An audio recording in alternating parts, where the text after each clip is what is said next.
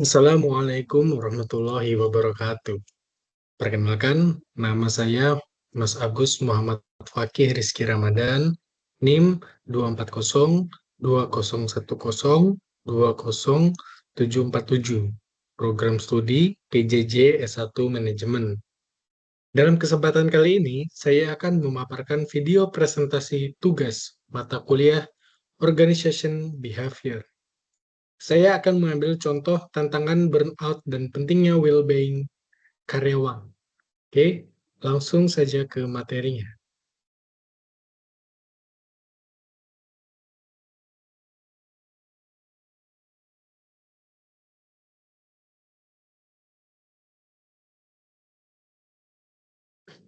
Baiklah, untuk tema tugas kali ini, saya akan mengambil eh, tantangan burnout dan pentingnya well-being karyawan.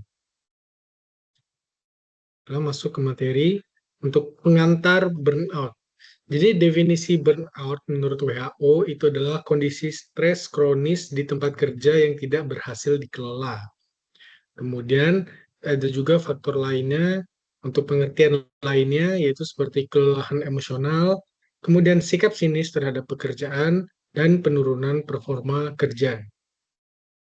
Kemudian beberapa penyebab burnout karyawan, itu pertama ada beban kerja yang berlebih, kemudian kurangnya kontrol atas pekerjaan, lalu minimnya pengakuan atau apresiasi, dan ketidakseimbangan kerja dan kehidupan pribadi. Sedangkan untuk konsep well-being karyawan, itu definisinya adalah di mana kondisi mental, emosional, dan fisik yang sehat di tempat kerja, berbeda atau berbanding terbalik dengan burnout yang tadi. Kemudian ada juga kesehatan fisik dan mental yang perlu diperhatikan, kemudian hubungan sosial yang baik, kepuasan kerja, dan tujuan hidup dan makna dari pekerjaan. Baiklah, masuk pertama untuk teori motivasi. Yang saya ambil kali ini adalah teori motivasi dari Herzberg. Nah, di sini menjelaskan bahwa adanya kurang motivator atau karyawan itu kehilangan makna dan semangat kerjanya, begitu ya. Nah, faktor ini tentunya tidak terpenuhinya faktor hygiene. Apa sih sebenarnya faktor hygiene? Nanti kita akan bahas di slide selanjutnya. Seperti karyawan itu merasa tidak puas dan juga stres. Nah, keduanya ini memicu burnout yang tidak bisa ditangani, seperti itu ya. Nah, penjelasannya adalah sebagai berikut. Dua faktor utama tadi, yaitu faktor motivator dan faktor hygiene. Untuk faktor motivator itu tadi, yaitu adanya kurangnya prestasi ataupun pengakuan, begitu. Tidak melekatnya suatu tanggung jawab dari pekerjaan itu sendiri, ataupun dari pekerjaan itu sendiri pun menimbulkan kurangnya ada motivasi begitu. Jadi sebenarnya kurangnya motivasi ini cukup dengan adanya suatu pemberian penghargaan atau pengakuan seperti wah, Anda sudah hebat di bidang ini begitu. Contoh misalkan Anda di bagian untuk IT, wah Anda sudah cukup handal dan ahli untuk mengelola dokumen-dokumen ini begitu, atau Anda bisa menganalisis data berikut dengan sangat cepat. Anda sudah sangat mahir di bidangnya. Sebenarnya cukup dengan pengakuan-pengakuan seperti itu saja. Kemudian ada faktor yang kedua dari teori motivasi Herzberg, yaitu faktor Huygens. Nah, sebenarnya Huygens ini itu adalah yang tidak melekat langsung terhadap tingkat kepuasan pekerja. Jadi tidak berdampak langsung, tetapi perlu dilakukan agar tidak meningkatkan stres, begitu. Contohnya seperti apa? Seperti gaji. Gaji itu tetap harus diperhatikan. Walaupun tidak melekat ke tingkat stres, tapi jika tidak ada gaji, ya maka akan stres juga, begitu kan? Kondisi kerja, lingkungan kerja ya, baik itu rekan ataupun atasan. Lanjut, selanjutnya yaitu peran gaya kepemimpinan. Nah, jadi di sini kita membutuhkan pemimpin tuh yang suportif, untuk dapat mengurangi stres dan burnout. Bayangkan saja jika pemimpin itu terlalu menuntut pekerjaan yang terlalu berat, yang tidak sesuai dengan kapasitas bawahannya, tentu akan menyebabkan pegawai tersebut merasa beban yang diberikan terlalu banyak begitu ya.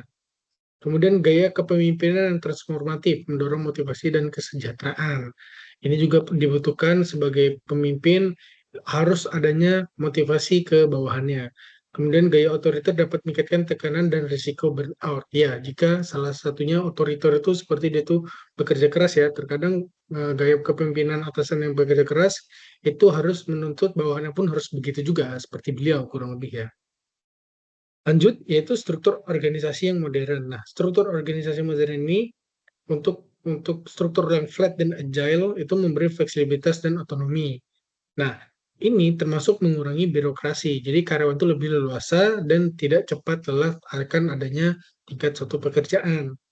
Tetapi jika tidak terkelola, itu dapat membingungkan dan menyebabkan tekanan yang baru. Intinya, organisasi itu berperan penting terhadap jalannya atau kejelasannya prosedur suatu pekerjaan. Selanjutnya, komunikasi dan konflik.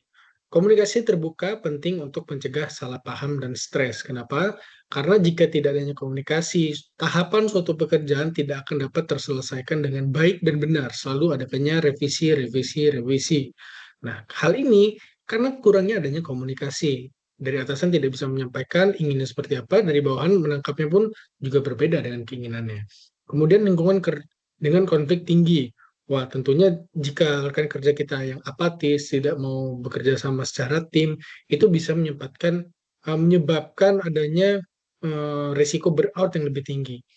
Kemudian pentingnya ada saluran umpan balik dan penyelesaian konflik. Jadi ada salah satu wadah seperti itu ya, di mana wadah tersebut bisa menampung keluh kesah ataupun saran ataupun masukan terhadap perbaikan organisasi ataupun lingkungan kerja. Contoh organisasi di sini saya memakai untuk di kantor pemerintahan ya. Jadi tidaklah seperti saya contohkan di sini ada cuti alasan penting, itu ada banyak penjabarannya, tapi salah satu yang saya ambil di sini adalah menemani istri melahirkan. Jadi cuti alasan penting dalam hal menemani istri melahirkan itu di luar dari cuti tahunan yang sudah diberikan.